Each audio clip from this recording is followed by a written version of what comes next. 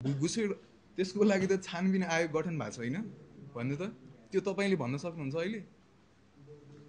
तपाईले भन्दिनु पर्यो नि कसले गरेको कस्तो भन्दिनु छानबिन आयोग गठन छानबिन घुसपेट गरेको जिम्मेवारी पनि लिनुपर्छ मैले नेतृत्व गर्ने कि मैले छानबिन गर्ने पानी माथिको उबानो हुन मैले छानबिन गर्ने कि मैले नेतृत्व गर्ने मलाई त्यति भनिदिनुस् तपाईले नेतृत्व पनि गर्ने र जिम्मेवारी पनि लिने हो छानबिन मैले गर्ने हो भन्नुस् त मलाई तपाईहरु सरकार बनाउनु छानबिन आयोग किन गठन भयो सडक उचाल्नुहुन्छ किन हैन तपाईको क्वेशन नै इलोजिकल भयो सर कसरी के कस्तो क्वेशन गर्नु छानबिन मैले गर्ने कि छानबिन आयोगले गर्ने छानबिन आयोगले गर्छ जिम्मेवारी तपाईले लिने कि नलिने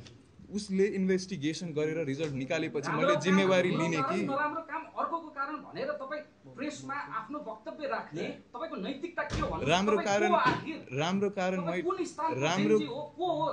राम्रो कुरा सम्मेलन गरेर अहिले यसरी कुरा राख्दै हुनुहुन्छ बजारमा धेरै खालका जेन्जी छन् तपाई कुन प्रकारको जेन्जी हो भनिदिनुस् न तपाई मलाई कुन प्रकारका जेन्जी छन् भन्नुस् धेरै छन् जेन्जी के हो ल दुई चारवटा प्रकार भनिदिनुस् कस्तो प्रकार 2.2 देखि लिएर यहाँ त के अनेक 2.2 जेन्जी भनेको जेन्जी खासमा त एउटा युवा यो एज ग्रुप हो जेन्जी भनेको कुनै पनि एउटा ग्रुप हुँदैन सर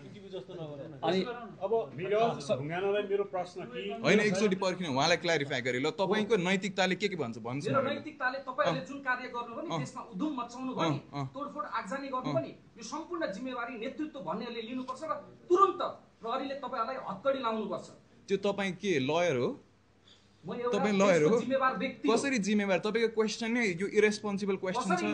कसरी रेस्पोन्सिबल भयो नेतृत्व लिएपछि तपाई जिम्मेवार बन्नु पर्दैन जिम्मेवारको लागि छानबिन आयोग गठन भएको छ कि छैन तपाईले के बोल्नु भएको भन्नुस् त पत्रकार तपाईले बोल्न आउँदैन रहेछ खैर एउटा प्रश्न के क्वेशन गर्नु भएको तपाईको नैतिकताले दिन्छ उहाँलाई के हो तपाईको जस्तो यस्तो हावा क्वेशन नगर्नु आज जुन स्थानमा छ तपाईहरु जस्ता अराजक व्यक्तिहरुले गर्दा अराजक